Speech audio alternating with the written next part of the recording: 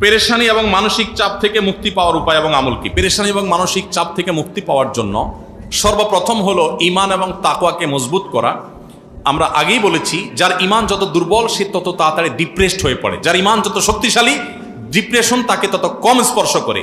যত সমস্যাই হোক, আল্লাহ তাআলা আমার সমস্যা দেখবেন, আল্লাহ তাআলা আছেন, তার উপর আমার ভরসা থাকবে, আমার এই সমস্যার একটা সমাধান হবেই হবে, আর কিছু না হোক আখিরাত আমার সামনে পড়ে আছে। ঈমানদার ডিপ্রেসড হয়ে ভেঙে পড়বে, এটা তার সাজে না। এই জন্য ঈমান মজবুত করলে ইনশাআল্লাহ পেরেশানি থেকে আমরা মুক্তি পাবো। আর এছাড়া পেরেশানি থেকে মুক্তি লাভের জন্য দুরুদ এবং ইস্তেগফার এবং দোয়া ইউনুস, তিনটা আমল, দুরুদ, ইস্তেগফার, দোয়া ইউনুস, যে কোনো ডিপ্রেশন থেকে মুক্তির জন্য এগুলো মহৌষধের মতো কাজ করে।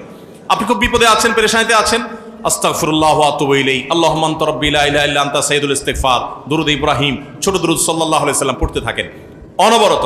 লা ইলাহা ইল্লা আনতা সুবহানাকা ইন্নী কুনতু মিনাজ জালিমিন, দোয়া ইউনুস পড়তে থাকেন। আল্লাহ সুবহানাহু ওয়া তাআলা বলেছেন ওয়া কাযালিকা নুনজিল মুমিনিন, ইউনুস আলাইহিস সালামকে যেভাবে এই দোয়ার মাধ্যমে আল্লাহ রক্ষা করেছেন, ঠিক একইভাবে ঈমানদারদেরকে আল্লাহ তাআলা রক্ষা করবেন দোয়া ইউনুসের মাধ্যমে ইনশাআল্লাহ। এজন্য এই আমল করবেন। তৃতীয়ত আরেকটা স্পেশাল দোয়া আছে পেরেশানি থেকে মুক্তির জন্য, নবী সাল্লাল্লাহু আলাইহি ওয়াসাল্লাম পড়তেন। দোয়াটা হলো আল্লাহুম্মা ইন্নী আউযু বিকা মিনাল হাম্মি ওয়াল হাযান, আল্লাহুম্মা ইন্নী আউযু বিকা মিনাল হাম্মি ওয়াল হাযান ওয়া আউযু বিকা মিনাল আজজি ওয়াল কাসাল ওয়া আউযু বিকা মিন গালাবাতিদ দাইনি ওয়া কাহরির রিজাল। আল্লাহ আপনার কাছে পেরেশানি থেকে, ডিপ্রেশন থেকে, চিন্তা থেকে, দুশ্চিন্তা থেকে আপনার কাছে পানা চাই, মুক্তি চাই। আল্লাহ তাআলা আপনার অন্তরকে প্রশান্ত করবেন ইনশাআল্লাহ। আর সর্বশেষ আমল হলো ভোর রাতে তাহাজ্জুদের সময় উঠে চোখের পানি ফেলে আল্লাহর কাছে দোয়া করবেন ইনশাআল্লাহ। আল্লাহ তাআলা অসাধ্যকে সাধন করে দিবেন। ঢাকায় বাংলাদেশের প্রথম সারির একটা ব্যবসা প্রতিষ্ঠান, 1, 2, 3 পড়বে এরকম একটা ব্যবসা প্রতিষ্ঠান, একটা কর্পোরেট অফিসে আমার একটা কাজে একবার যেতে হয়েছে। তো সেখানে এক ভদ্রলোকের সাথে দেখা, সে অফিসের বড় কর্মকর্তা। উনি আমাকে দেখে খুব আবেগ আপ্লুত হলেন এবং আমাকে একটা সময় ওনার অফিসে দাওয়াত করলেন, চা খাওয়ার জন্য গেলাম। প্রসঙ্গত উনি বললেন যে ভাই, আমার জীবনে আপনার একটা কথার প্রভাবে আমার পুরো জীবনটাকে পরিবর্তন করছে। আমার একটা আগ্রহ তৈরি হলো, কি এমন কথা যে একটা লোকের জীবনটাকে চেঞ্জ করে দিয়েছে, বলেন ভাই।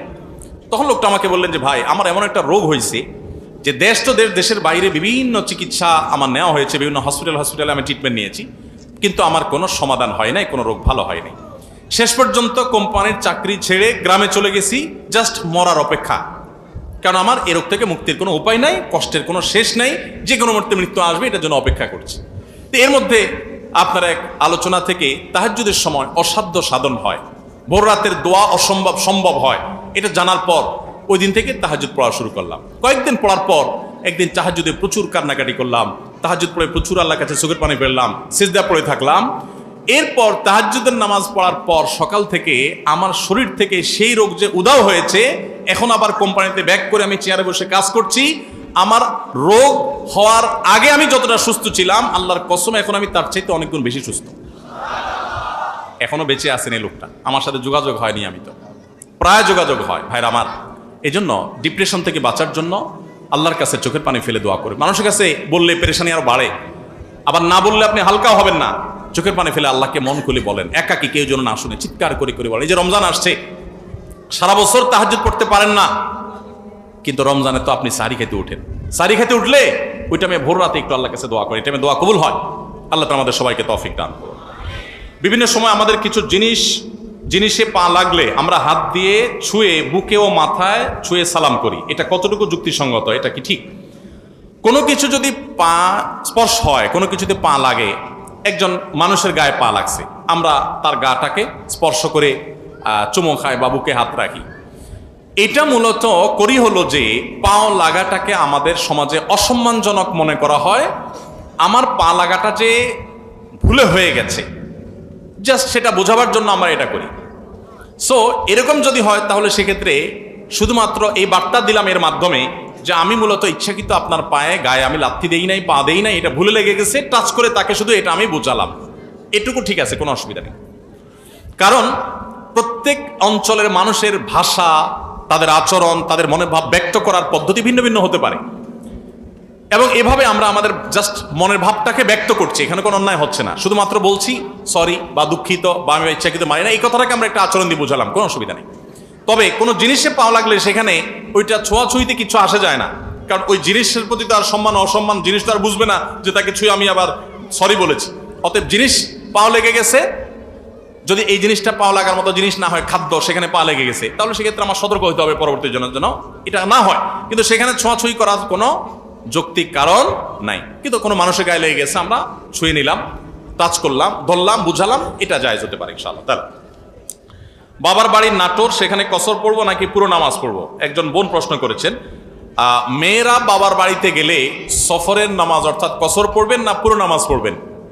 এর উত্তর হলো যে মেয়েরা বিয়ের পর স্বামীর সংসারে যখন চলে আসে, এটা তাদের স্থায়ী ঠিকানা হয়। বাবার বাড়ি তখন তারা সেখানে গেস্ট এবং মেহমান হিসাবে যান, বিধায় সেখানে তিনি কসর নামাজ পড়বেন। কিন্তু যদি কোনো মেয়ের বাবার বাড়িতে থাকার ব্যবস্থা থাকে, স্বামী সন্তান নিয়ে তিনি সেখানেও মাঝে মধ্যে থাকেন, তাহলে সেক্ষেত্রে সেটা তার একটা হোম, সেকেন্ড হোমের মতো হবে, সেটা তার আরেকটা বাড়ির মতো হবে, সেখানে তিনি পুরো নামাজ পড়বেন। বাট ম্যাক্সিমাম মেয়েদের ব্যবস্থা নাই, বাবার বাড়িতে গেলে জাস্ট একটা কক্ষ তাকে দেওয়া হয়, তিনি থাকেন, বেড়ায় আবার চলে আসেন। এরকম যদি হয় তাহলে তিনি বাবার বাড়িতে কসর নামাজ পড়বেন, যদি সেটা সফরের দূরত্ব হয়। আর যদি কাছাকাছি হয় তাহলে তার কসরের প্রশ্ন নেই। অজু অবস্থা বা নামাজের মাঝে বাচ্চাদের টয়লেট ক্লিন করার প্রয়োজন হলে আবার কি অজু করতে হবে, নাকি আগের অজুতেই নামাজ পড়া যাবে? বাচ্চার বয়স 21 মাস, মেয়ে বাচ্চা। ছেলে বাচ্চা হোক আর মেয়ে বাচ্চা হোক, বড় হোক আর ছোট হোক, বাচ্চাদের পেশাব পায়খানা করেছে, তাদের প্যান্ট, তাদের প্যাম্পাস ইত্যাদি আপনি পরিষ্কার করেছেন, এগুলো পরিষ্কার করার কারণে আপনার অজু নষ্ট হবে না। তবে যদি হাতে ময়লা লাগে, যেই জায়গায় ময়লা লেগেছে ওই জায়গাটা ধুয়ে ফেলবেন, বাস এটুকু যথেষ্ট, আর নতুন কিছু আপনাকে করতে হবে না। আমার 2021 সালে করোনা হয়েছিল, আমি 8-10 দিন আইসিইউতে ছিলাম, আল্লাহ আমাকে বাঁচিয়ে রেখেছেন, পুরোটাই আল্লাহর ইচ্ছা। তারপর থেকে আমার একটার পর একটা অসুখ লেগেই থাকে, আমি একদমই সুস্থ থাকতে পারি না। এখন আমার কিছু মনে থাকে না, বেশি সময় ধরে কোরআন শরীফ ওজিফা বই পড়তে পারি না। আপনি আমার পরিবার ও সন্তানের জন্য খাস দিলে দোয়া করবেন, আমার জন্য দোয়া করবেন। আমাকে এমন একটা আমল লিখে দিবেন যেন আমি মারা গিয়ে আল্লাহর সামনে মুখ দেখাতে পারি। সবশেষে আমার ছোট মেয়ের জন্য দোয়া করবেন। আল্লাহ তাআলা আপনার প্রতি রহম করুক এবং আপনার মেয়ে এবং পরিবারের প্রতি রহম করুক। সেই সাথে আপনার জন্য যে আমলে কথা বলবো সেটা হলো, কোনো গুনাহে লিপ্ত হবেন না। আল্লাহ তাআলা আইসিইউ থেকে আপনাকে ফিরিয়ে এনেছেন। করোনার সময় আমারও করোনা হয়েছে, আমি হসপিটালে ভর্তি ছিলাম, সেখানে কত মানুষ অসহায় হয়ে গেছে আমরা দেখেছি। আমার এক পরিচিত বন্ধু ঢাকা মেডিকেল কলেজের ডাক্তার, তিনি বলেছেন যে এক লোক আমার রোগী হয়ে করোনার সময় এসছে, তার প্রথম করোনা পজিটিভ হওয়ার পরে সে কোনো পাত্তাই দিচ্ছে না এবং কোনো সাইড দিচ্ছে না। বলে যে আমি খুব স্ট্রং মানুষ, খুব ফিট মানুষ, আমি অনেক এক্সারসাইজ করি, আর কিছুই হবে না। বলে যে 2-4-5 দিন যাওয়ার পর আস্তে আস্তে আস্তে আস্তে যখন সে উইক হয়ে আসছে, একটা পর্যায়ে আইসিইউতে চলে গেছে, তখন সে একদম আইসিইউ যাওয়ার আগ মুহূর্তে সে একেবারে সুইর মতো সোজা হয়ে গেছে, তার সব বাহাদুরি শেষ পর্যন্ত লোকটা বেঁচে ছিল। এবং ওই ডাক্তার সাহেব আমাকে বলেন যে যতবার দেখা হয় তার সাথে আমি জিজ্ঞেস করি কি খবর আপনার বাহাদুরির, তো বলে যে মাথাটা তার নিচু হয়ে যায়। আল্লাহ সুবহানাহু ওয়া তাআলা মানুষকে এক মুহূর্তের প্রয়োজন হয় না আল্লাহ তাআলা মানুষকে সোজা করার জন্য, দুর্বল করার জন্য। তো এরকম কঠিন সময় থেকে আল্লাহ ফিরিয়ে এনেছেন, সেজন্য আল্লাহ শুকরিয়া আদায় করবেন, আর সকল গুনাহ থেকে, হারাম থেকে বেঁচে থাকবেন। আগের গুনাহগুলোর জন্য তওবা ইস্তেগফার করতে থাকবেন, বেশি বেশি চোখের পানি ফেলতে থাকবেন। এটাই ইনশাআল্লাহ সবচেয়ে গুরুত্বপূর্ণ আমল। আমার আব্বু 18 সাল থেকে হজে যাব করে যায় না, বলে ছেলেদের পড়ালেখা এত খরচ, তাদের মানুষ করে নেই, ইনশাআল্লাহ যাব। তার সত্যি খরচ অনেক, অথচ কিছু সম্পদ বিক্রি করলেই যেতে পারে। আমাদের অর্থনৈতিক অবস্থা আলহামদুলিল্লাহ ভালো, তাকে নসিহতপূর্বক কিছু বলুন। দেখুন, প্রথম কথা হলো যে মাশাআল্লাহ, এটা ভালো কথা যে ছেলে বাবারে নসিহত করার জন্য চিঠি লিখেছে, এটা তো অনেক আনন্দের বিষয়। আমাদের ঘরে যে এরকম ছেলে আছে যে বাবার সংশোধন চায়, এটা তো আনন্দের বিষয় আলহামদুলিল্লাহ। দেখুন, যদি সম্পদ বিক্রি করে হজে যাওয়ার প্রশ্ন আসে, তাহলে আমরা বলবো মানুষ যে সম্পদের উপরে নির্ভরশীল, ধরেন একটা বাড়ির ভাড়া পেয়ে আপনার সংসার চলে, দোকানে ভাড়া পেয়ে আপনার সংসার চলে, জমির চাষাবাদ দিয়ে আপনার সংসার চলে, তো ওইটা বিক্রি করে শরীয়ত আপনাকে হজ করতে বলে না। কিন্তু যেটার উপর আপনি নির্ভরশীল না, যেটা আপনার অতিরিক্ত প্রয়োজনে, সেটা বিক্রি করেও আপনাকে হজ করতে হবে। আর ছেলে মেয়ের খরচের জন্য, অন্যান্য খরচের জন্য আপনি লক্ষ টাকা খরচ করতে পারেন মাসে, কিন্তু হজের জন্য আপনি টাকা জমাতে পারেন না, এটা অবশ্যই দুর্ভাগ্যের ব্যাপার। আমাদের কাছে দুনিয়া প্রাধান্য পেয়ে যাওয়ার কারণে এই দুরবস্থা হয়। যারা আখিরাতের প্রতি ঈমান আনে তাদের কাছে আখিরাতটাই অনেক বড় থাকে, পাশাপাশি তারা দুনিয়াকে চালিয়ে যায়। অতএব এরকম মানুষকে আমি বলবো, কোনো আল্লাহওয়ালা, কোনো নেককার মানুষের সোহবত, কোনো আমলদার মানুষের, কোনো আব্দে সালেহ বা নেককার আল্লাহওয়ালা মানুষের সোহবতে তাকে বেশি বেশি নেন, ইনশাআল্লাহ আশা করা যায় তার ভিতরে দুনিয়ামুখিতা কমবে এবং দিনদারিতা বাড়বে।